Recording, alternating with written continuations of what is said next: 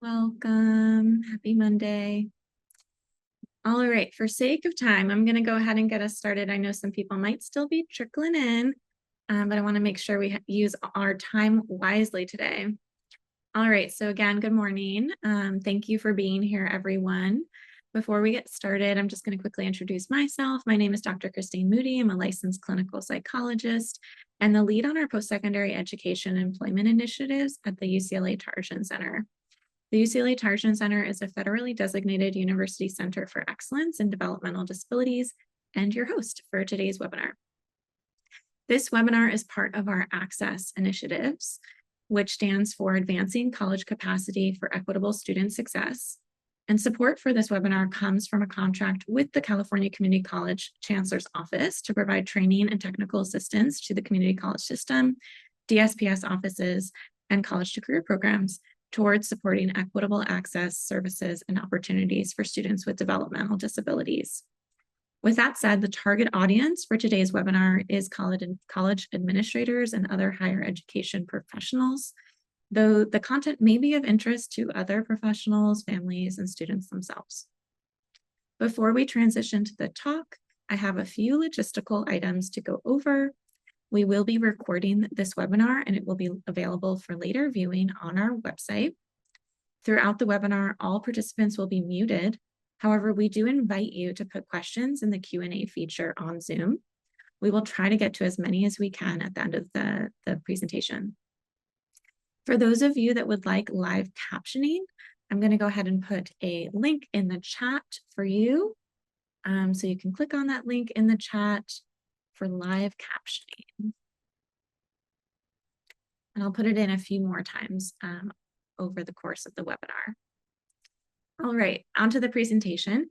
In today's webinar, we'll be exploring unique considerations for neurodivergent college students in the Conduct and Behavioral Intervention Team, or BIT, processes.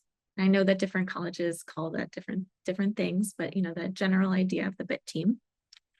We've all been hearing reports that higher education professionals are seeing an increase in student conduct and BIT referrals in recent years since COVID. And while any student may be referred to and involved in these processes, referrals for neurodivergent students sometimes require professionals to think about and approach the process a little differently in order to maintain equity, promote meaningful outcomes, and also uphold campus safety. Our structure today will involve a conversational panel about this topic with some guiding questions, followed by hearing a specific case example inspired by real situations from each of our speakers to demonstrate these principles in practice. And then we'll end with Q&A from our audience. We'll also be sharing a key takeaways handout, which will be shared with the registrants of the webinar afterwards. I'm also thrilled to introduce our panelists. So first, Dr. Nikki Damania, Dean of Students at Bakersfield College. Next, we have Denise Gonzalez-Bon, a dedicated DSPS counselor at Golden West College, who leads the college autism program. And last but not least, Dr. Adam Gottank, the Associate Dean for Disability Support Services, or DSS, at North Orange Continuing Education, and current president of CAPED. All three of our panelists are actively involved with their conduct, BIT, and or Title IX processes on their campus, and have interacted with and supported neurodivergent students who have been referred to these processes. We're so glad to be able to draw upon their expertise and their experience. Thank you all for being here today. All right, so before we fully dive in, our speakers have asked me to do a brief overview of some of the common neurodivergent populations and their diagnostic presentations to help us all be on the same page for our larger discussion. So I'm going to go ahead and share screen and just share some content related to a couple of common populations.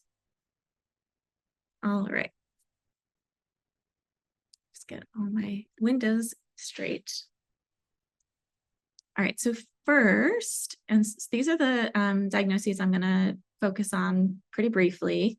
But to introduce this concept of neurodiversity more broadly, this is the Oxford Dictionary definition. And as you can see, it's defined as the range of differences in how each one of our brains works, how we interact with the world. We're all different, and that's normal. Some of you who maybe have seen webinars with me before, I always like to use the example of some of us like to listen to music or have the TV on while we work. Others like more silence or minimal distractions. And it's not that one way is right or wrong, it's just how we work best. And really from this concept, the neurodiversity movement has grown and advocated that there's no right way for a brain to function. These different profiles have benefits and challenges. And it's important to recognize the role of the environment, because think about it, if you're someone who likes to be in a coffee shop when you're working or have music playing, and then you put them in a quiet room, it's going to be harder for them to focus. And vice versa. I'm someone who really prefers to have more minimal distractions. And if you put me in a distracting environment, or if the TV's on in the background, it's going to be harder for me to focus.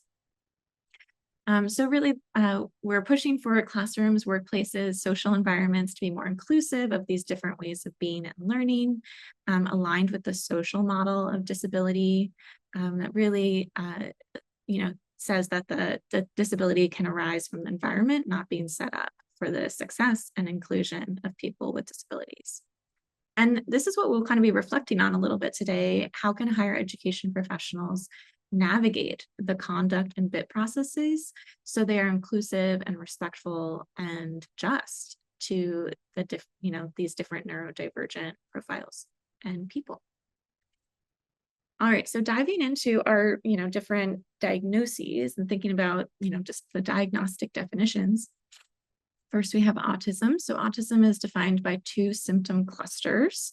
The first is social communication differences.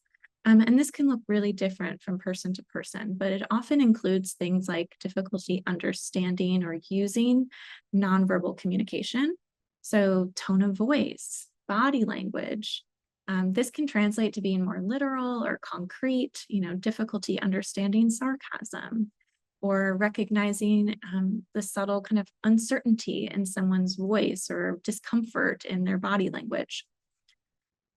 Also might look like challenges in perspective taking or difficulties establishing and maintaining kind of expected back and forth interactions, where maybe they seem to not understand or follow social norms. They may talk more in a conversation than you expect, or maybe talk a little bit less than you expect. And that's not stemming from, being rude or, not wanting to engage. Often it's usually more from not picking up on those social cues or kind of following, the neurotypical way of interacting. So they may be really passionate about a topic and sharing all about that topic and wanting to talk about that topic in different contexts, but maybe not pick up that you're not interested or that you don't have time to talk about that. Or, maybe you're asking a couple questions of them and they're giving you really direct, simple, straightforward yes/no answers. And not because they don't want to talk to you, but because you're asking them a yes/no question and they are answering as, directly as possible. The second cluster here is restricted and repetitive behaviors or interests, and this includes a lot of different things as well. So it can include things like repetitive motor movements, rocking back and forth, or moving one's hands and fingers in a certain way. And sometimes this is called stimming. And these repetitive motor movements are often used by autistic people as a way to cope with big emotions, or to stay focused or stay regulated, or to help, tune out distracting sensory information. We all do this to some extent, thinking about people tapping their foot up and down. I know I do that a lot. Or sometimes when you're really excited, you might jump up and down. And so, this is common too. It's just that the movements that are used by autistic people are often less common or less expected. Restricted and repetitive behaviors can also include highly specific interests that they approach with a lot of passion. And this can be a really great strength, but also can get in the way sometimes. Repetitive speech or rigid routines, and also sensory differences. And more we're learning that neurobiologically, autistic brains tend to respond to and process sensory input much differently than non-autistic people. So I also am going to highlight some strengths for each of these populations because, so often we focus on the challenges or differences, but not on the strengths. So these are some strengths that are pulled from research, capturing perspectives of neurodivergent adults themselves, their family members, their instructors, their employers, and some really wonderful strengths here that are associated with autism. All right, so going to dive into ADHD as well. So ADHD, or attention deficit hyperactivity disorder, it's characterized by inattentive symptoms and or hyperactivity impulsivity symptoms. So in that inattention cluster, that includes things like difficulty sustaining attention over long periods of time, but also forgetfulness, missing the details, trouble following through or finishing tasks, difficulty with organization, maybe being more likely to misplace things. And then in the hyperactivity cluster, we see things like fidgeting, moving around a lot, difficulty waiting, maybe a tendency to interrupt or being on the go with lots and lots of energy. And individuals with ADHD can have primarily inattentive symptoms or primarily hyperactive impulsive symptoms, or a combination of both. And it's also really important to know that there's a high rate of co-occurrence between autism and ADHD. And here we've got some strengths, again, pulled from research associated with ADHD populations. All right, and then last, intellectual disability. This is diagnostically defined by below average cognitive ability, an IQ below 70. There's some room for clinician judgment with that. But, we often talk about IQ, but what does that really mean? IQ usually comprises of different domains, including things like processing speed, verbal abilities, nonverbal reasoning, problem solving, working memory. And working memory, what is that? The ability to hold information in your head and manipulate that. So whenever you're doing like a math problem in your head, often you're using working memory to kind of carry the two and, add the numbers together. It also, in addition to those cognitive, I went forward. In addition to those cognitive deficits, we also see people with intellectual disability also have below average adaptive behavior. So that's all the skills related to navigating daily life. Things like, finances, cooking, getting yourself from point A to B, communication skills. But again, we also see some really amazing strengths within this population. And I always like to share, there's multiple studies that show that college instructors who, are teaching students with intellectual disability regularly report that they are some of the more engaged students in their class, that they're sitting in front row, they're raising their hand, they're nodding along. And so that's, just such an amazing strength. All right, so last, before I transition to our panel here, just wanted to share some common experiences of these neurodivergent students that are not part of the diagnostic criteria, but really are relevant to their experience in life and in college. So all of these neurodivergent groups are more likely to experience social isolation, rejection, loneliness, co-occurring mental health problems like anxiety and depression, as well as executive functioning difficulties. So for example, autistic people are more likely to have challenges with metacognition, which is the ability to kind of reflect on their own thinking and learning. They may have difficulty seeing the big picture and kind of recognizing what's more important and tend to get lost in the details. We also know that these neurodivergent populations generally have higher rates of a lot of physical health problems. So things like epilepsy, asthma, diabetes, gastrointestinal difficulties, sleep problems. And as you can imagine, all of that interferes with academics as well. All right, so I'm going to go ahead and ask our panelists to turn their cameras on. I see someone has raised their hand.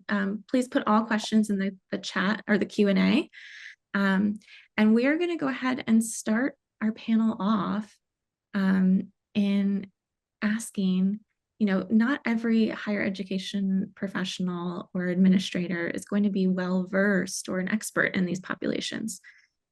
So what do you all think higher education administrators, professionals should know about these neurodivergent populations that is relevant to the reasons why students get referred for conduct or for behavioral intervention support? I can start off. So in my role with this, I currently I do oversee our DSPS office, but mainly I deal with the behavioral intervention, our care team, our students of concerns team. So I think when working with our special populations, it's just each group of students need their own take and their own time. And I think for me, it's just having patience with it and just making sure that I'm open for discussions, and that discussion, more than anything with this population, is allowing them the time to process through and providing feedback, as well as maybe repeating myself a couple of times just to make sure that ideas stick and they're able to ask questions. And sometimes silence is golden. I think it's helpful to really engage with the population, having them understand. And I'll leave that, let my partners share a little bit more, and then I can add some more. Thanks, Nikki. Yeah, I saw Denise, you raised your hand. Thank you, Nikki. Christine, one of the things that I've noticed throughout the years working with autistic students is how they tell me that they have been researching neurotypical behavior their whole life. So they've been looking at how neurotypicals have conversations, facial expressions, tone of voice. But the opposite doesn't tend to be true. So what I like to encourage everyone to do is go to these learning opportunities as much as you can. I know that I still go, I'm sure Nikki and Adam, whenever we go to a training like this one, we also learn more. It's a very complex brain neurotype, and there's always more to learn. But what our neurodivergent students are asking of us is just to learn a little bit about them, and then maybe there won't be so much misunderstanding or misinterpreting of their behavior, and their behaviors won't seem so concerning. They will just be seen as a characteristic of their disability. Absolutely. And Adam, thank you. Yeah, one thing that is very common is that often these students may not even understand why they got referred for discipline or care team, or even begin to understand what Title IX is about. One very common sentence starts out, "I just wanted." So they get pulled into an office and they're talking with an administrator or a counselor, and they know something's up. And then they start, "I just wanted," and that could be, maybe they're being pulled in because of an interaction with somebody that I'm thinking about a male student we had who, just wanted a girlfriend. And so he was what we would call, following her daily, watching her, and then maybe approaching. And she was reading that one way. And when he got in hot water, he's like, "I just wanted a girlfriend." And so, his behavior may have been a violation of the standards of student conduct. There may be a Title IX issue there, but his intent was just wanting to get to know the person. And so, not assuming that the person's intent was bad, but being patient, listening to the student, really trying to understand what it was they were experiencing, so you have a better understanding of the entirety. And it's interesting because we have some students that have very limited verbal skills, And so, you may get a complaint coming from somebody who's, very capable of articulating what they're upset about. And then we pull in our students and they have a very difficult time articulating what was going on with them in the moment. And if we don't take the time to slow the process down, listen to them, make sure that they're heard, we don't understand the whole picture. I think to add on to that, kind of answering what Rosa in our Q&A is asking, sometimes the accommodations that we provide or that we think are just our standard portion, and then these type of conversations, just when those referrals are coming in, adapting them through it. We're not going to be able to meet every student at that first time. And so just really just being able to work with the student and say, okay, is this accommodation better? Is this better? How can we maneuver components here at Bakersfield College? We have our student concerns team, and I connect each of our students to an intern.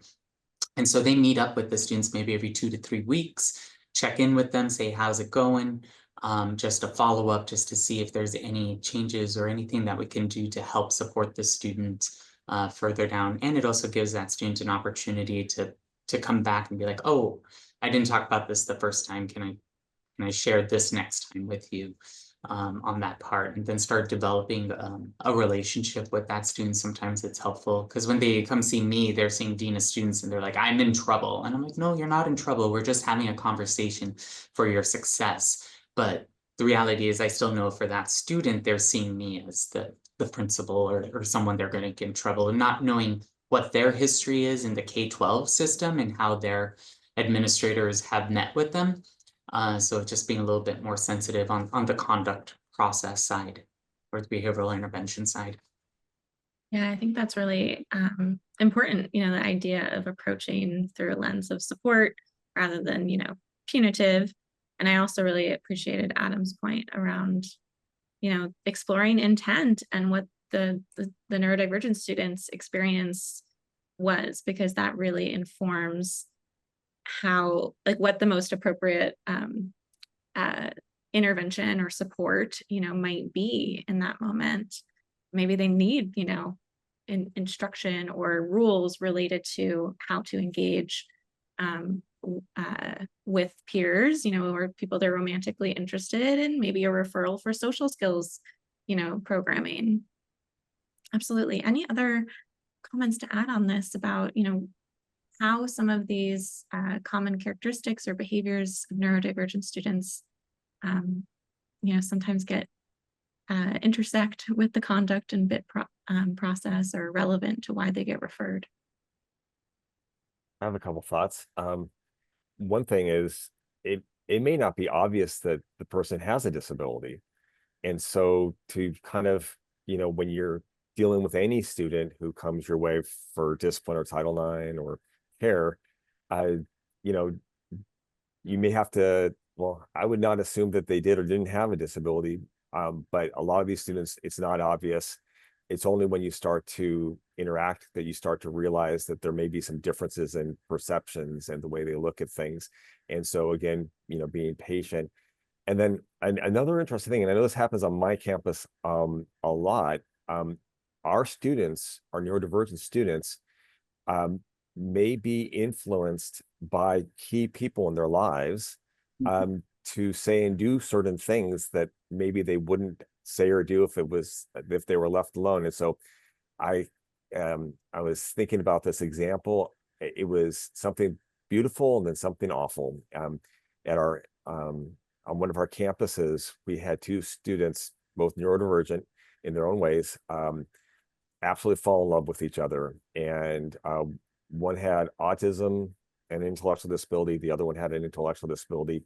One of the male student was really large, super tall and really strong and really big. And the female student was really tiny. She was very short and just very small in stature. And they completely fell in love with each other. And you watch them on campus and they were just in heaven. They held each other's hands. Their conduct, as far as I could tell on campus, was appropriate. And it was just a beautiful story, these two people, finding each other. The female student's mom, who was also a conservator, found out that she had a boyfriend, and then found out that they kissed, and then mom filed a complaint, and the female student, and I saw these two interact on campus many times. All of a sudden, it was obvious. Her mom told her that the male student kissed you against your will. You didn't want to be kissed. You need to tell the discipline officer and Title IX officer that he kissed you and you didn't want to be. And then she said that, and it wasn't replicating what she really felt. But when it came down to the meetings to talk about what was going on, the process, that's what she said. And it was very sad. And the male student ended up having some discipline. And then he actually shifted to another campus, which wasn't completely fair, but I understood why he did it. A lot more to that story, but it was just, kind of one of those examples of that's another thing to consider. Family members and other people in the person's life may influence them in a way that leads the student to say or do or be different than they would have had the family member not intervened. Denise, you look like you're about to speak. I know you've got some good examples too about how some of these characteristics might show up in the referral. So a lot of our autistic students are very blunt and honest in the classroom, and sometimes their professors can take that as being rude, defiant, or challenging their knowledge. So in order to make the world make sense to our neurodivergent students, they want things to be exact and truthful. So if they see something on the PowerPoint that is misspelled or the wrong information, they will point it out in a way that's blunt and truthful, but the professor will turn them in for being defiant or rude or disruptive in the classroom when the autistic student just wants the world to make sense. So also our autistic students tell me that I told the truth because I would want someone to tell me the truth. So we talk a lot about appropriate timing and office hours, and after class is a better opportunity. If you see something that's wrong or unjust in the class, you can talk to your professor afterwards. So I think just being misunderstood in that way, we see a lot of that. Yeah, and I think that concrete thinking sometimes too, for autistic students, also students with intellectual disability, the unwritten social rules are hard to navigate and understand. I always talk about when I'm working with faculty and instructors, like I can guarantee most faculty and instructors say like, ask questions, like raise your hand, let me know if you have any questions. But then it becomes a problem when a student, asks 20 questions because, they took that very concretely and they have a question, they're going to raise their hand. So I think we call it helium hands on our campus, the student with helium hands. And when we meet with them and we let them know, the other students came to learn from the professor, not necessarily from you. I had one student where we actually broke it down into a mathematical equation, how much the class cost to take and how much of the time they were asking questions and taking up the professor's time, how much that cost to the other student, because this student was very mathematical. So he understood that. And once we told him, how much the other student had paid to listen to the student talk, the light bulb went off. Another way that we help our students with that is we have them make tally marks or move their bracelet to another wrist when they have 3 questions. And after 3 questions, they need to write them down or email the professor or see the professor at office hours. So there's always workarounds after the student has been misinterpreted or misunderstood, that professionals can come in and give them pointers. Because you're right, they just don't understand those social cues that neurotypicals, it comes natural to, that hidden curriculum in the classroom. And that really segues nicely into our next panel question. So let me share screen quickly. What should I do differently if I were a college administrator or a professional, if anything, for neurodivergent students navigating bit and conduct processes? So would love to hear kind of, and I know some of these questions have some overlap, but would love to hear thoughts about this. You know, one of the first things that comes to mind for me is just people have different cognitive levels, different levels of understanding of situations. And so I think one thing that I would want everybody to consider who is working with a student going through any of these processes is just to really spend some time trying to understand what they are and what they are not understanding. And you know, don't make assumptions, really kind of check with the student and check, you know, multiple ways of asking the same questions just to make sure you're understanding what they're saying. And so, for example, many students say yes in response to questions when you are interviewing them related to Title IX or discipline, and they'll just say yes. They may be just nervous and just saying yes, or they may have a limited vocabulary, and so they say yes. And if you don't spend some time with them and check out, you know, you may think that they're saying yes to doing something that they did not do. And I know that I had a situation, Title IX situation, where we had a student, the first time we went through an extensive interview with them, just admitted to everything, just said, yes, yes, I did it. Yes, yes, yes. And they were not, you know, they weren't even processing the questions. They just wanted the interview to end. And so just kind of, you know, checking for that, you know, kind of cognitive understanding.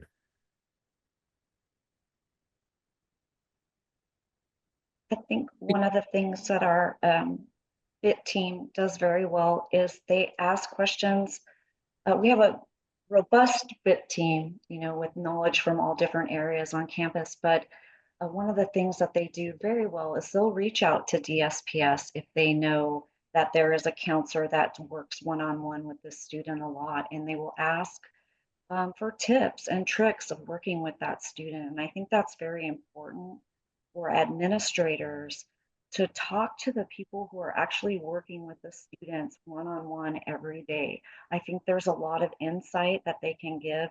I love that Nikki has mentors, or you said something about mentors meeting with them once a week or something like that.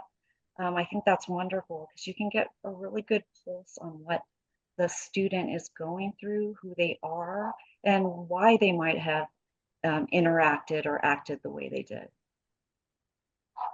I think it's important to make sure that the environment that you are talking with the student is comfortable for that student as well. So you may have some triggering items in your office that student is just spinning and thinking about that versus the conversation you're having. As Denise mentioned, you know, I partner with our DSPS. I ask them, it's like, can you tell me a little bit more about this student? We do what's called faculty inquiries. So if we get a flag on a student, a multiple flag on a student, then I go and ask the other faculty members, like, how is this student doing in your class? Like, is there anything? Because, you know, sometimes even the pedagogy of the faculty member can trigger students one way or the other. So learning is like, oh, you know, this student has not had an issue in this class. Like, what's different about this class than that class? And then when meeting with the student, I'm able to talk to them. So you're in this other class. Tell me about this other class. And trying to get them to understand, like, classes are, you know, the faculty is different, the environment's different, the students in the classes are different. How does that all work into play? And then, yes, the student concerns your BIT team needs to work with the campus environment to making sure that these students are supported in multiple different ways. I think another thing is, don't assume a specific meaning associated with a behavior. I think of two incidents that occurred within a couple of weeks of each other in the same class, in two different students. And both, if you looked at it just at a superficial level, you think these students had outbursts. They're violating the standards for student conduct. They're disturbing the learning environment. And in the two cases, in one case, a student really was violating the standards of student conduct, and it was intentional, and they were clearly in the wrong, and they even understood they were in the wrong. In the other case, the person was communicating something. And so we don't make assumptions about the behavior. We try to figure out what the behavior is saying. Are they mad? Are they in pain? What are the factors that led up to, that outburst? And so just real quickly, the two examples, one has had a situation where a student who had a walker and who continually put the walker in a place that wasn't appropriate and blocking emergency pathways and things like that. And the instructional staff had asked them where they wanted to sit, set it up, and made plenty of room for the walker, but the student continued to put the walker in the way of other students. And at one point, the student slammed their hand on the desk, yelled out a profanity, and threw their backpack across the room. And they lost control. A lot of things going on with the students, beautiful, wonderful, fun student, and they struggle in some areas related to, for example, the example I just shared. And we had to deal with that from a conduct standpoint. About a week later, in the same class, completely unrelated though, there was another student who slammed their hand on the table and yelled out and were really angry. In this case, you would look at it and say they violated the standards of student conduct, they disturbed the learning environment.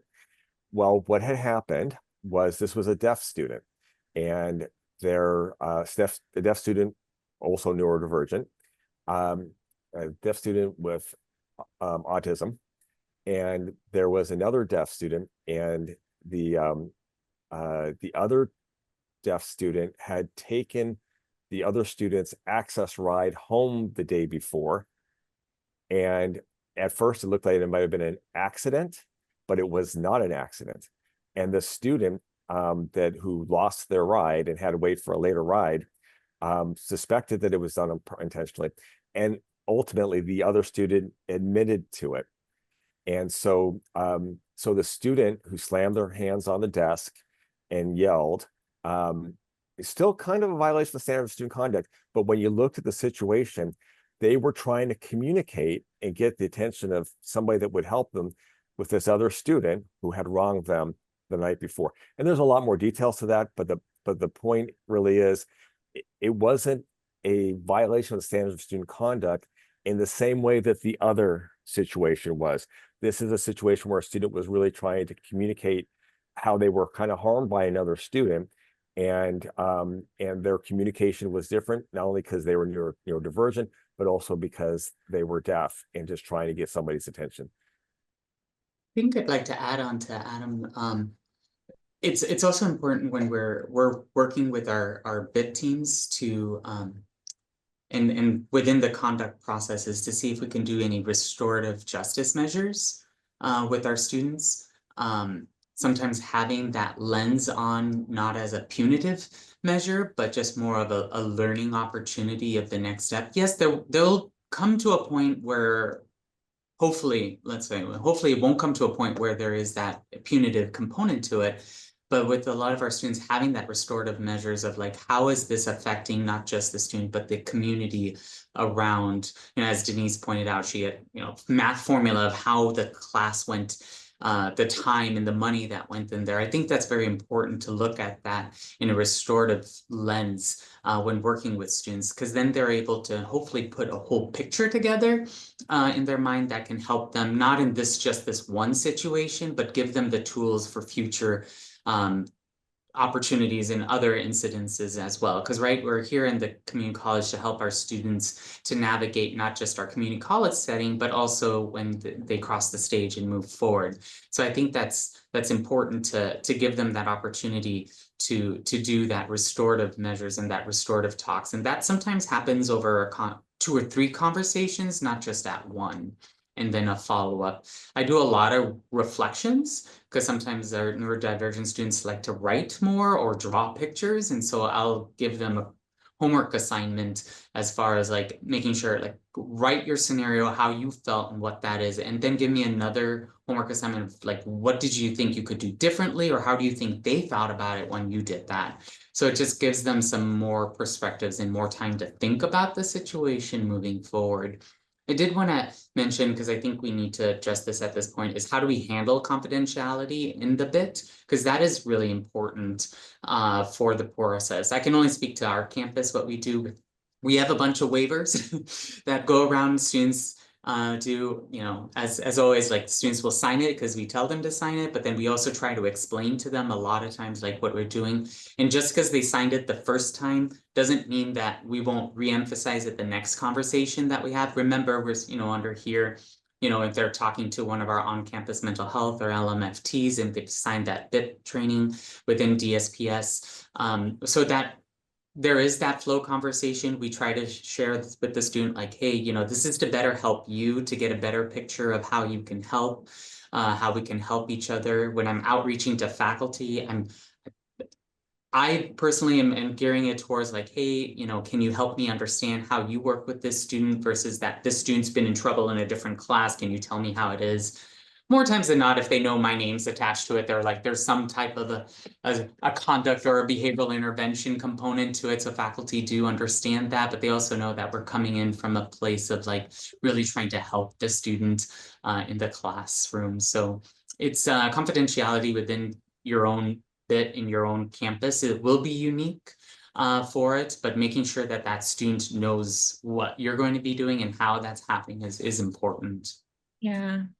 For sake of time, I'm going to move us to our next question, but I think there were so many amazing takeaways here, you know, really emphasizing student understanding and spending some more time to make sure they understand whether it's confidentiality or the you know, what led to the referral, you know, trying to get different perspectives of other people who know the student, you know, whether it's other faculty, their DSPS counselor, potentially a family member, you know, they are going to, whether you consult with them or maybe invite them to be in the meetings, they may be able to, you know, help you cue into, you know, the student maybe isn't understanding, or maybe give a different perspective about why a behavior might have occurred, and really thinking about the intent, helping student understand how what the impact of the behavior was, even if it was different than the intent.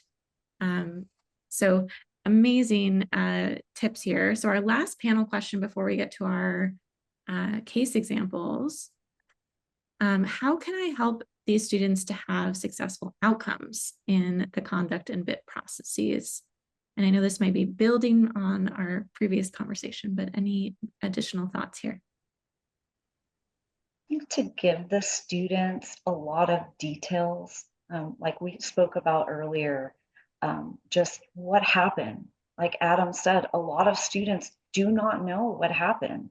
They are referred and they don't understand how that was wrong or why someone would get referred for that. So really giving the students examples and details after details. The same when they're signing documents, really explain the documents. Like Adam said earlier, you know, you will have students who are masking. I'm going to talk about that a little bit later, what masking is, but who will just say yes to get it over with. Let's go. This is uncomfortable for me. I'm anxious. I want this meeting to be over. I'm just going to say yes. I'm just going to sign this. And when they ask me if I understand what I'm signing, I'm going to say yes, because I want this over. So really talking with them, explaining, sharing details, restorative justice, and having follow-up meetings. I think follow-up meetings are very important because the student might be more relaxed at the follow-up meeting. And just to keep that communication going with the student, giving them a lot of examples of what happened wrong, but also what could happen right and how to do it the right way, even role playing. I think those are all important things to help them be successful in learning about why they were even involved in the BIP process. I think a few thoughts I have. One would have kind of hopefully before a process starts, and that is intervening quickly when you're noticing early signs. And so if you see a student on campus and they seem like they're having a bad day or something's happened, definitely pulling them aside and asking how they are and if they need help with anything. Obviously, if we can intervene early, we can help them to avoid a situation where they get pulled into these processes. And then a couple of thoughts when they do get into the process. I think, asking them if they want somebody who can be supportive of them in meetings. And sometimes that might be a family member, it might be a DSS counselor, it could be somebody else. But if they want somebody to support them in meetings, they'll help them to feel more comfortable and calm and reassured. And then, multiple perspectives. So something's occurred. Is it an incident, a situation? Are there witnesses to what happened? And so sometimes a student is able to explain for themselves what happened and what their perspective is. And sometimes they struggle with it. And if they know other people are involved and you're able to go interview other people, other witnesses, sometimes you get a more full story about what was going on than the person themselves was able to explain. Having faculty submit in like early alerts in their classrooms early enough before they get to a point where they want to kick the student out and never have the student come back in. At that point, for myself, I tell the faculty member, well, have you submitted in early reports to kind of like have us trigger us to meet with the student to help set those expectations, those ground rules? Have you met with the student outside of the classroom to set those expectations? Because a lot of times these students just need the boundaries. They need to know where they can and can't lay, where that gray area is, where is that black and white. So how much our faculty will be like, I'm just here to teach the content. Yes, thank you very much for teaching the content, but we also need to teach our students how to be students. We need to teach ourselves how do we accommodate for certain types of students in the way. And I think that's very important when we're meeting with students, is that the faculty member also has a part of the responsibility of making sure that student's successful in the classroom. Thank you all so much for sharing. I want to make sure we have time for our case examples. So I'm going to move us in to our case examples. All right, so share screen, and we're going to start first with Adam talking about a case example involving social communication behavior with peers. All right. Okay, so I am I'm on 3 campuses. In North Orange Continuing Education, we have a campus in 3 different cities close by. And I'm walking out of their DSS office. And as I'm walking out, one of our ESL instructors is walking in with 2 young, pretty ESL women from Asia. And I'm using those descriptions intentionally because it's part of what was going on in the situation. And so basically these 2 female students were new immigrants from an Asian country. I believe it was Korea. They came in, the 2 women seemed very rattled, like they had been violated and really needed some immediate attention. They were very shaken. And so we came into my office, and all 4 of us, the students wanted the teacher to be there. English language was pretty limited, not pretty limited. It was probably some basic English. They were able to communicate adequately to share what was going on, but they did have some limitations.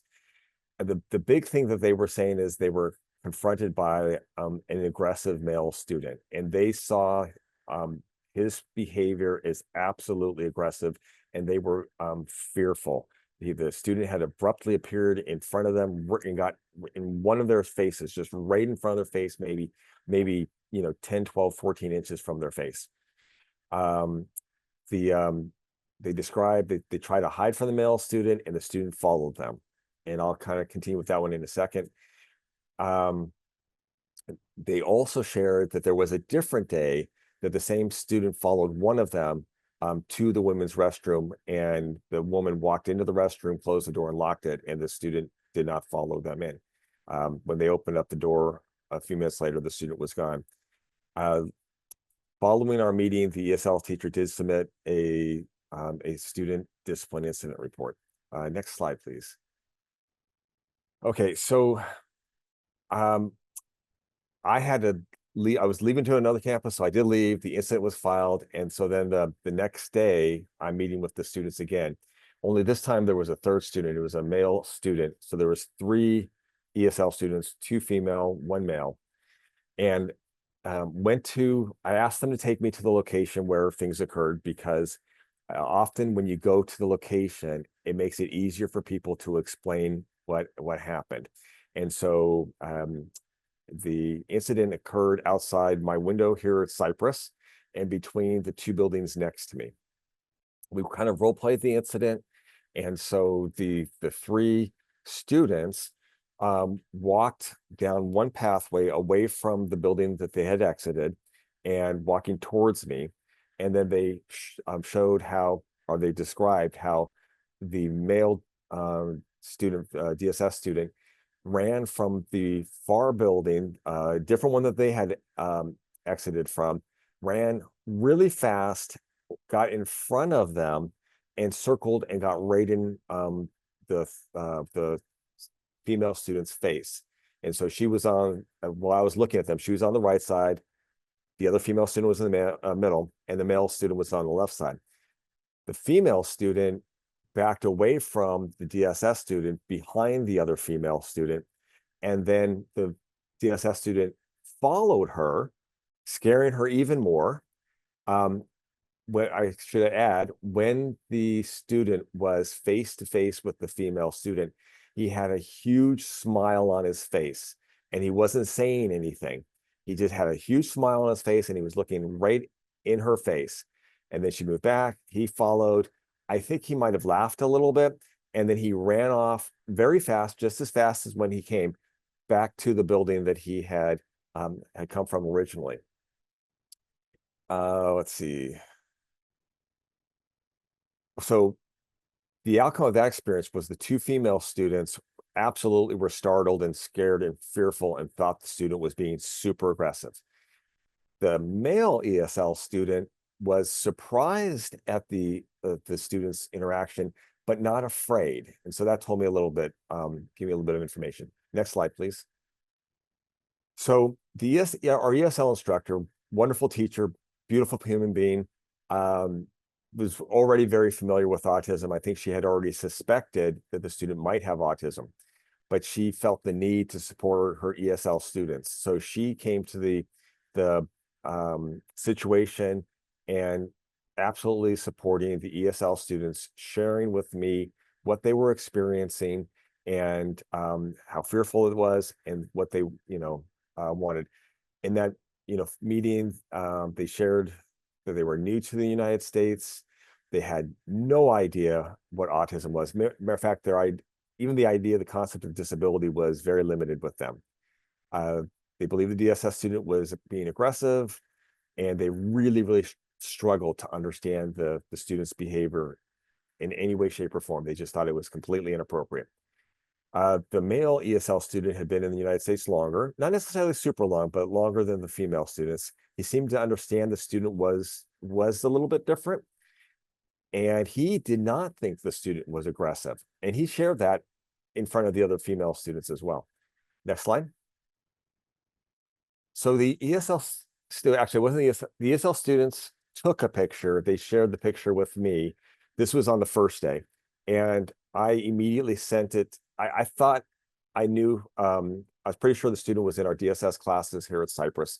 And so I shared the picture with all my DSS instructors who were on campus that morning of the event. So I think it was 3 DSS instructors and then a couple of my instructional assistants. And I just asked, who is this student? And sure enough, my full-time faculty at Cypress identified the student right away. And so then I immediately asked the student to come to meet with me in my office. The student had an attendant, so that the attendant joined them in the office with me. And then within, I want to say 10 to 20 minutes, probably 10, 12, 15 minutes, I was able to identify the student had a conservator. So we got the conservator on the phone probably 10 to 12 minutes into the conversation. So immediately, the family of the DSS student, the family of the student who has autism, was immediately really upset. They thought their son was being unfairly accused of doing something wrong, and that we were not doing enough to protect them, the son. The student, the DSS student, was not able to effectively communicate their perspective on what was going on. Their language was very limited, a little bit echolalic, and so answered some questions with short answers, but not extensive answers. And one of the things I found out was that the attendant had not been on campus for 2 weeks. They were there that day, but they had not been on campus for 2 weeks. Next slide.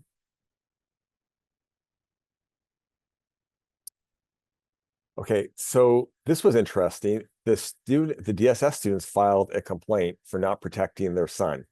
And they didn't file a complaint with the DSS office or through my school or even through our district. They filed with the California State Department of Education. Wasn't even OCR. And now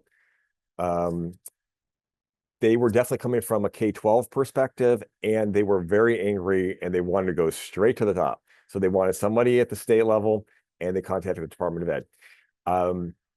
Department of Ed contacted our chancellor in our district, who then contacted my president and myself, and we started to explain what was going on. So that's not real key to how the whole thing got resolved, but I thought that was a little interesting nuance where we had immediately called the family.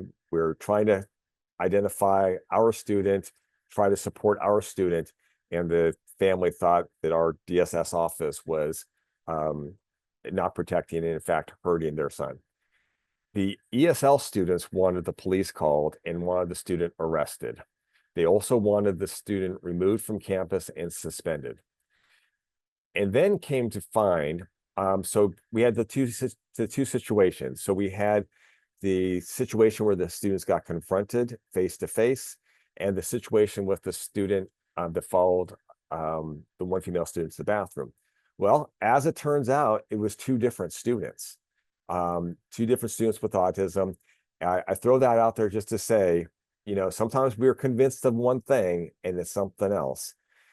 So we spent some time educating the ESL students about neurodiversity a little bit. One of our DSS counselors mentored our ESL instructor with some ideas on how to better inform ESL students about diversity and neurodiversity on campus. Next slide. And so here's how things actually kind of wrapped up. So once the ESL students gained a better understanding of neurodivergent students, they became relieved. They finally realized that student was not out to hurt them and wasn't going to hurt them. They actually no longer wanted to report the incident. They were actually more concerned about repercussions for the student and themselves. They were worried that they were going to get in trouble because they reported somebody that they shouldn't have. And they were worried for the student because they started to understand, the nature of why things happen. For the DSS student, we reviewed the standards for student conduct so that they would, better understand what was expected of them. We've referred them to an organization called Get Safe to help with training with social interactions and how to stay safe and how to stay distant, not stay distant, how to understand distance between yourself and somebody else. We refer them to our Arise lab to work on boundaries. Our Arise lab is a lab set up to better support neurodivergent students. And then the counselor helped the student identify some replacement activities. So that was that case in a nutshell. Awesome. Thanks so much, Adam, for sharing. And I think that illustrates a lot of the different principles that we were talking about before around the misinterpretation or attribution of a behavior, and some of the unusual kind of or different ways of interacting with others. And it sounds like you were able to provide both education to the instructor, the student, also boundaries for the DSS student, clear kind of boundaries and supportive resources in the community to help them to more successfully navigate and prevent any kind of future interactions that make other people uncomfortable, because that's important too. All right, so next we're going to Denise, and this is an example where there's some concerning academic work involved, as well as comprehension challenges in the process. Great, thank you. So to start off with, I run the college autism program on campus, and I have been on the BIT team. I was on the BIT team for 3 years. I'm no longer on the BIT team, but they still reach out to me if they know a student of mine has been reported, and they ask for, tips and tricks on working with that student. So to begin with, I want to talk about the autistic traits that are relevant in this case. One common characteristic of autism is rigidity, and that's part of the diagnostic criteria of restrictive and repetitive behaviors. And what this can include is inflexible thinking. A lot of autistic people like routines and sameness. They have difficulty adapting to change. They have difficulty with transitions. They have a strong sense of justice, which is right and wrong. They know the difference between right and wrong, and they like to follow rules. They also interpret things literally, and this will come up in the case, and we'll talk definitely about that a lot. So when there are unexpected changes, this can bring a lot of dysregulation and anxiety for the student. Another common characteristic of autism is masking. That is when a student hides their autistic traits. They conceal their true identity to fit in or to fly under the radar, if you will. They conceal their identity. Now, a lot of neurotypicals ask me, well, I do that all the time when I go to work. But that's different. When a neurotypical goes to work and they don't use curse words, or they dress in a business suit, or they're not as competitive as they are with their friends and family at home, that's different than completely masking your identity, thinking about how much eye contact you give, how much eye contact you don't give, scripting your conversations, so practicing conversations before they actually happen, worrying about whether you're standing up straight, slouching, if you're walking different. So this is completely masking who they are. The next characteristic that we're going to talk about is truth. We talked a little bit about it earlier. Autistic people are honest, and they tell the truth. So if you don't want to know the truth, you don't want to ask one of your autistic friends, because they will tell you exactly the truth. Another characteristic that plays a lot into this case is flat affect. Some of our students have a completely expressionless face. It's not that they don't feel emotions and that they don't feel emotions very strongly. It just, they show it differently. So they might show the same face when you tell them good news as when you tell them concerning news. And they just might say, okay, with no expression on their face at all. And this can be misinterpreted as being disinterested or concerning or sinister with that flat affect. Another thing that a lot of autistic people have, over 50%, is alexithymia. Excuse me. That is when they can't tell the difference of the feeling that they're having. They know that they're having a certain extreme feeling, but they're not sure if it's, anger, sadness, hunger, if they're just tired. So that can play into a lot of their behaviors, their outward behaviors. When you ask an autistic person how they're feeling and they say, I don't know, it could be true. They may not know what they're feeling inside. And lastly, bottom-up processing. Autistic people gather all the information first, so all the details, and then they get the big picture of what's going on. So as you can imagine, that takes a lot of time and energy, and they might be slower at processing information than other people, because they're gathering these details before they come up with the main idea. All right. So this case is about Tomas. What we do know about Tomas is that he is a computer science major, 3.5 student. He's very likable. I put this in there because Tomas used to come to our loop meetings. Our loop meetings are every Friday for an hour and a half. We have autistic students, about 30 to 40 students come every week, and we talk about what autism is. And they can interact with each other, and there's a lot of friendships developed in this group. Tomas was very funny.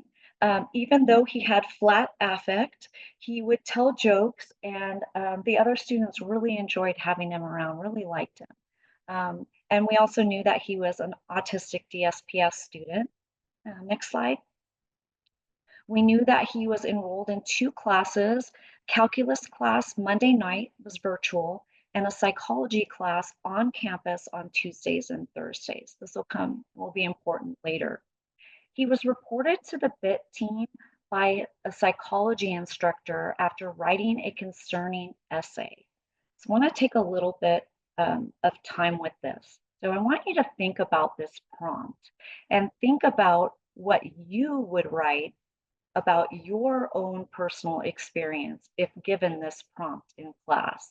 So the essay prompt from the psychology instructor was, who are some of the uppers, downers, or vultures in your life?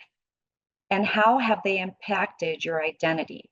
So I want you to just take 10 seconds, 30 seconds, and think about who the vultures or downers are in your life right now.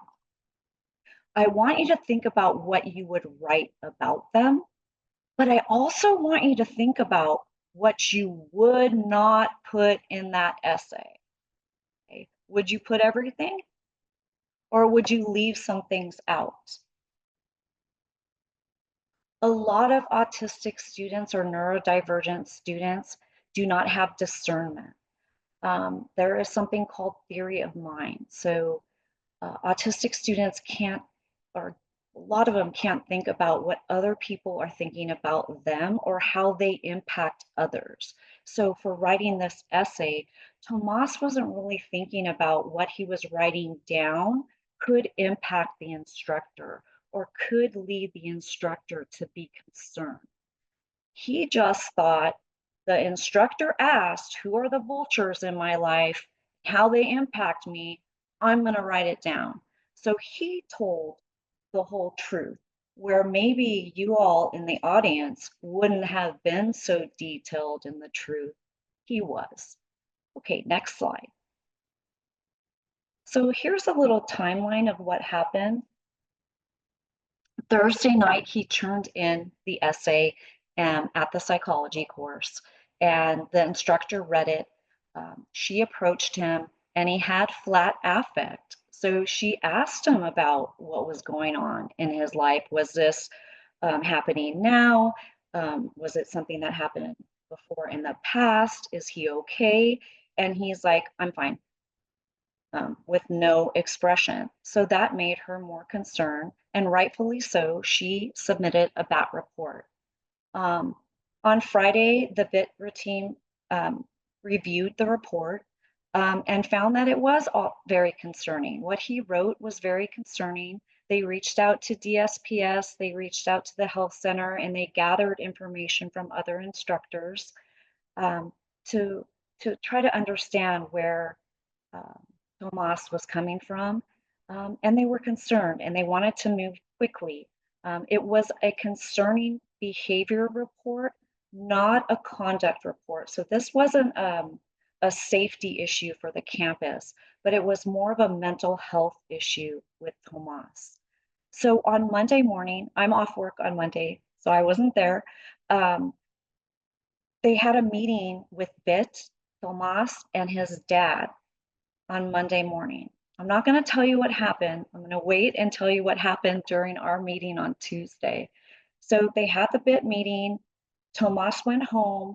He attended his calculus class that evening on Zoom. So it was a live Zoom class. He attended. And on Tuesday morning, Tomas and I had a already pre-scheduled DSPS appointment to pick his classes and do an educational plan. So when Tomas came in that morning, he brought his dad, which was rare for me. That was kind of a red flag because he usually doesn't bring his dad. And I knew that this BIT meeting had happened. So right away, I asked Tomas, so, hey, how did it go? I know you had a BIT meeting. Can you tell me about it? And Tomas said it was fine. And he had flat affect. And I said, well, what was fine about it? Can you explain it to me? I haven't read the report. You're my first meeting of the day. I don't know what's going on. Can you explain it to me? And he said, it went great. When I got there, everybody said I wasn't in trouble. They said they were here to help me. And I believed them. There was a therapist there and the health center people were there. And they told me I wasn't in trouble and they told me I get to have therapy. And I thought, oh, okay, that's great. And he said, you know, and I'm excited to go to therapy. They gave me a packet of therapists that I could go to. And I signed some paperwork. And I said, okay, Tomas, what did you sign? And he said, I signed that I was willing to go to therapy. And so, boom, red flag in my mind because I work with BIT. And I'm like, okay, that doesn't sound right. Tomas, would you mind sharing with me that paperwork? And so he did. And when I was reading through it, the BIT team had suggested that Tomas take a semester off and get some mental health help. They had given him referrals to go get therapy. And that's all Tomas had heard. So when we're talking about bottom-up processing, he saw that there was a therapist there, that they were all concerned with him, that they cared about him, and that they gave him therapy referrals. And that's where his processing stopped. He did not hear the rest of the conversation that was, he was basically suspended for a semester, not due to conduct, but to get healthy and to heal. And then he was welcomed back the following semester. And he signed paperwork that he understood that he was not allowed to be on campus, which he was at my DSPS office on Tuesday morning, and he had gone to his class on Monday night. He was not supposed to be on campus.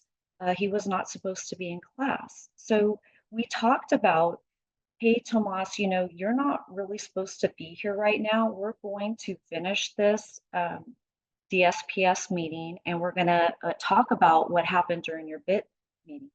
But after, when you leave, you're not supposed to attend class anymore. You're going to be dropped from your class. This is where the rigid thinking comes in. Well, Miss Denise, I'm not dropped from my class. I went to class last night and I was on the roll. And so I had to explain to Tomas, yes, well, things take time and your professors are being reached out to. They will drop you from the course. And so Tomas was very concerned. We kind of wrapped up the meeting, and on the way out of the meeting, Tomas said, okay, so should I turn in my Wednesday night assignment for calculus? Like, no, Tomas, you're suspended for the following semester and you can return and take that class over again. So this was a really good example of how Tomas signed paperwork that he didn't understand. He said he understood it, which was masking. He was rigid in his thinking that he could still go to class because he was on the roll. And he just didn't understand that there were some changes. Next slide. And I'll wrap it up really quick. Oh, can I? Okay, so the thing that we learned in BIT that we really needed to stop during the meeting and check for understanding. So Tomas got stuck at therapy, and that's all he thought the meeting was about. I get to go to therapy and the therapy is going to help me. So We learned that you stop in the middle and check for understanding in different ways. Have the student report back to you what they think is going on. We learned that maybe the student could have used Otter AI during the meeting, and that's something that records and gives you like a summary of the meeting. We learned that you could use a fact sheet. What are the next steps after this meeting? What should he do next? Not go to class, right? Not go to the DSPS office, not go to the loop meeting. We learned that he not only needed his dad, who was an ELL learner, but maybe an advocate from DSPS. And we learned that we needed a better transition plan for him. So we learned a lot, and we've worked through other similar cases and have done much better in future. Great, awesome. Just for sake of time, I want to make sure we have time for Nikki to share. And I'm sorry, Nikki, you'll maybe try to go maybe finish in 7-8 minutes. So we have 5 minutes for Q&A. Definitely. I'll speed through here because I feel a lot of the stuff that we talk is overlapping with Adam's and Denise's case studies, but I'll share quickly on the other side, on the conduct side, how processing through these situations would be. So I'm going to share a student, Jordan, for you, ADHD and anxiety disorder. Initial concerns were what many of us have. We're talking over the instructor, arguments during classes, refuse to leave class. We have that, faculty member can dismiss a student in the class, and then by the next class period, they can just they don't need to show up to class, and then we help to intervene with that student before they get to the next class period. The student had poor time management and was tardy all the time for whatever reason that may be. Next slide. So the conduct office, myself, I met with the faculty member, got a little bit more understanding with what the situation was, talked with our DSPS students, DSPS office, and our student concerns team, just to see if we've received any other flags on the student. If we already had one of our student of concern interns meeting with the student. Unfortunately, we have not had any touches with that student. This was the first time meeting with Jordan. I met with the student, kind of gave a brief understanding of what was happening, a little bit of an understanding of what was going on, what the issues were. Jordan, as always, seemed to understand what those situations were. And said, yes, I will do a lot better my next time around. Then we talked about what can we do to help in the class to do, because he was coming to class late. Like, are you taking the bus to campus or what? He was like, no, the class is just long, and I felt like if I came in late, I could be there. So we adjusted some accommodations for the student. And then we also asked for permission to record the conversations in the classroom so he could review it later in the evening. We talked about, not having too many questions, and we limited it to about 3 questions in class. I gave him like 3 pencils, and he said, just think about these. Like, each time you ask questions, you take away a pencil, and once you're done with the 3 pencils, write down your questions on a piece of paper and then email the faculty member. We worked out with the faculty member that they would respond within the next 20 to 48 hours. Then we created an action plan with the students. As I mentioned, connected him with our students of concerns intern, who met with him every other week we talked about self-regulating strategies. How do we do when we get outbursts? You need to excuse yourself from class. And then we sat down with the faculty member and created those clear expectations of what was needed. And if the faculty member asked you to leave, what did that mean? Next slide. So then we're seeing that the behaviors started to go well, actually, at the first couple of weeks, and then it started to pick up again. When we thought things were cooling down, he was getting a little bit more agitated.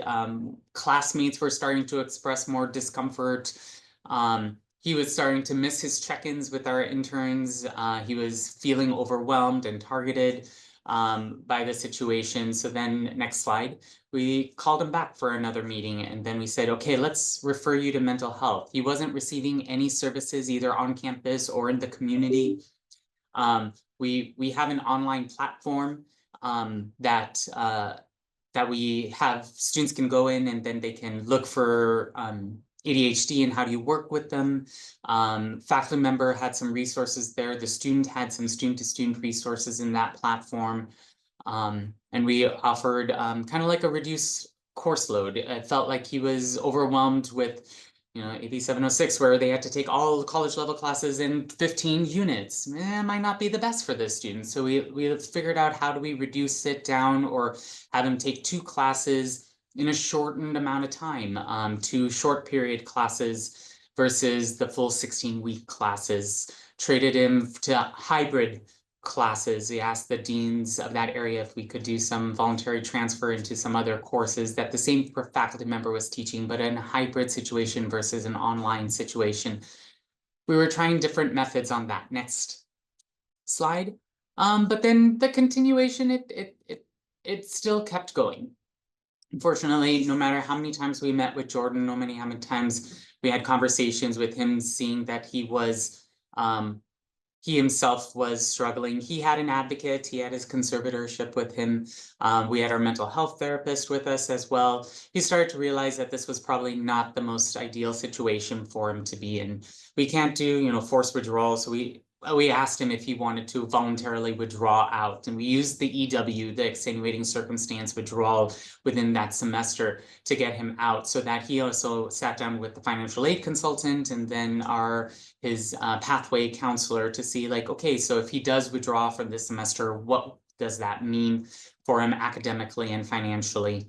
And then he made the volunteered decision to withdraw from this semester and then focus on mental health. And then we still met with him for the remainder of the semester, our student concerns team, even though he wasn't quote unquote a student, just to check in to say, okay, well, registration's coming up. Have you gotten more support? Are you feeling more calm? Are you meeting your mental health things? He was referred to a psychiatrist who gave him medications. Were you on, you know, even with medications, like, is that medication working for you? Because the cocktail might be a little different for certain situations. And then we look forward to having him in the next semester, which he did return back. And the next semester was a lot more smooth sailing in that way. And that was a lot more helpful in that thing, in the conversations for it. So there, in a nutshell, is this case study.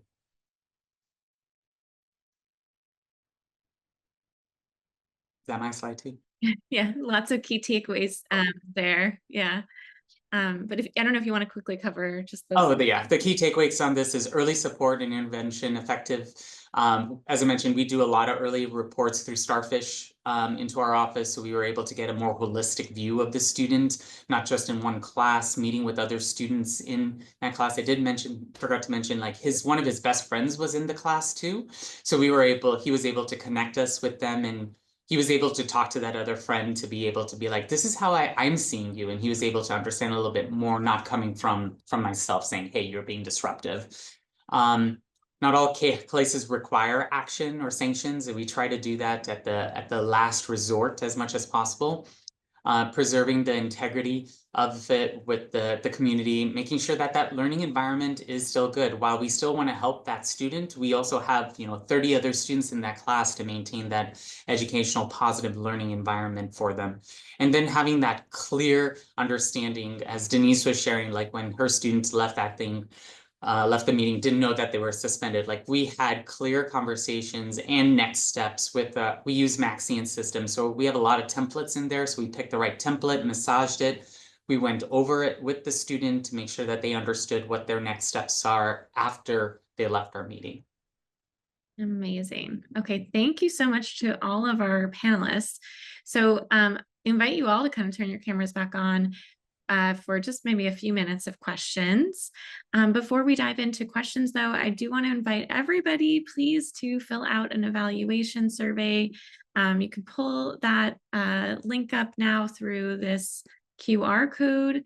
I'll put the link in the chat as well, just to have it ready and handy for everyone.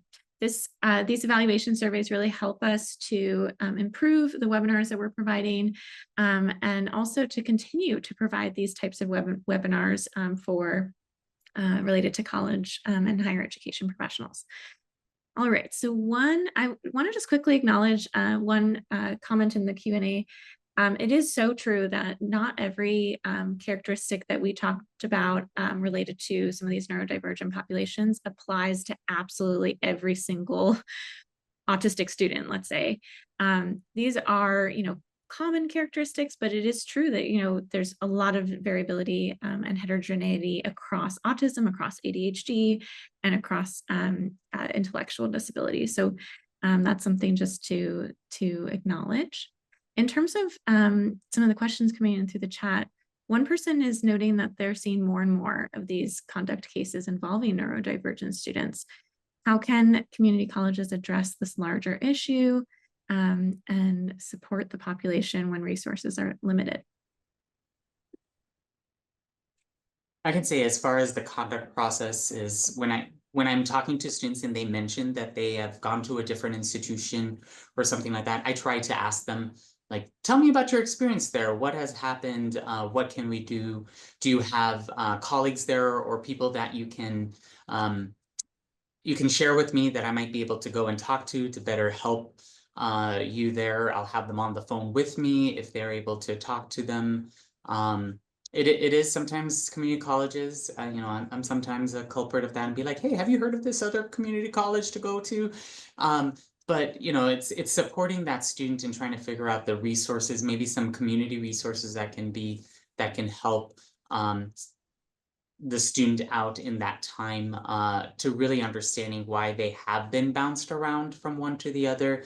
And more times than not, it's just having the patience to sit and actually understand what classes can help meet that student's need. Is a lot of times that's the case. Yeah, I love the idea of kind of like universal intervention or prevention too, for every student, that comes in, providing resources in the community that might be supportive, whether that's regional center DOR, social skills programming, safety programming, that I think Adam mentioned, that program Get Safe, so those are, kind of trying to approach things more on the, the early intervention side. I think resources is a huge issue both for the students and for the campuses. I know that between myself, our director of counseling and student services, who is also our discipline officer, and our vice president of student services, we have been overwhelmed by the cases. My job has changed in the last couple of years. There are weeks where I'm spending 25, 30 hours a week on investigations, and that's always been something that was a possibility in my job, and sometimes I would handle a student complaint or something related to discipline periodically. Now it's absorbed so much of my time. So campus resources dedicated to bit teams, to discipline, to investigators, I think is something that the system needs to take a look at. And then, of course, resources for students. There are lots of them out there. Christine, you mentioned a number of them. And I will say that I really love our Arise labs. We have 3 labs on our 3 campuses that anybody can go to, but they were designed to better serve students with autism and other neurodivergent students. And I think that really helps, just having resources and supports on campus where students can go when they, just decide I need more help. I need to talk to somebody. I need to hang somewhere. Yeah, absolutely. And they can be, sensory friendly spaces also can help students regulate and prevent maybe potentially some dysregulation in the classroom. And a lot of those types of social or kind of growth spaces can also help, have activities to promote well-being and help navigate social situations and, those types of things too. All right, I'm noticing time. So it is 11:31. I want to be respectful of everyone's time. Thank you all for being here. One more plug just to fill out this evaluation survey. We really, really appreciate that. I'm going to go ahead and put the link in the chat again. And we do have, someone's asking whether there will be a follow-up webinar in the Q&A. So we actually do have a question in our evaluation survey specific if you would be interested in another webinar on this topic, and to help us guide the content of that webinar. I think that this is a question and topic that's come up a lot in my conversations with colleges. And so, we are definitely open to that. And again, thank you so much, everyone, for being here.